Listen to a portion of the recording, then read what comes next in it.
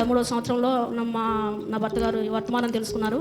అయితే అప్పటి నుండి నాకు కూడా చెప్పారు పాస్టర్ గారు కూడా. నేను ఎంతగానో నాకు నమ్మకం అంటే దేవుడే కదా, మేము కూడా దేవుణ్ణి నమ్ముతున్నాం కదా, మీరు వేరుగా ఎందుకు అలా చెప్తున్నారు అని ఎన్నోసార్లు వర్తమానాన్ని త్రోసివేశాను. నేను ఎవరు కూడా వధువుగా మనము ఇక్కడ సిద్ధపడాలని అయితే నాకు ఎక్కడ కూడా చెప్పలేదు.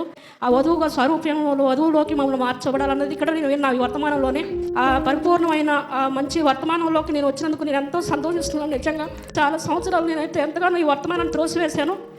ఎందుకంటే పాస్టర్ గారు కూడా చాలాసార్లు నేను వాదించాను. ఎన్నోసార్లు ఆయన్ని అంటే మనసులో కూడా ఎందుకు ఇలా చెప్తున్నారు, వీళ్ళే గొప్ప అన్నట్టుగా నేను చాలాసార్లు అనుకున్నాను. చాలాసార్లు నేను క్షమాపణ చెప్పాను పాస్టర్ గారికి. వర్తమానంలోకి వచ్చాక కూడా నాకు మంచి సహోదరుని ఇచ్చాడు. నిజంగా నేను ఎంతో ఆనందిస్తున్నాను. ఇప్పుడైతే ఆ సంఘశాఖలో ఉన్న వాళ్ళకి నిజంగా నేను మొన్నటిదాకా అలా ఉన్నానా అని నేను అనుకుంటే ఆశ్చర్యం వేస్తుంది. నిజంగా ఈ వర్తమానం ఎంతో గొప్పది.